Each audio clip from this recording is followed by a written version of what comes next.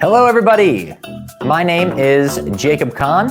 You can find me on Instagram at Jacob H. Kahn. And I'm gonna be sharing with you guys one of my most popular haircuts. It's gonna be a bob shape that is kind of shaggy, curtainy style fringe. You're gonna make a peace sign and it will go in between those two fingers. Here in the beginning, we're gonna start off with kind of a shorter stroke.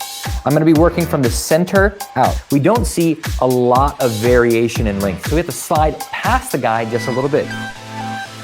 Again, it's like, I usually don't even like to teach you guys like, oh, this is the haircut. I wanna teach you techniques that I'm combining together to make a look. Spray this down. I don't want it to be sopping wet, but I need it to have a little bit of slip. So as soon as that hairline jumps up, your stroke of the blade is gonna shrink down. Bobs like this are timeless. We call them the little black dress of haircuts. It looks good on almost everybody and it's gonna go with everything and it's never gonna go away.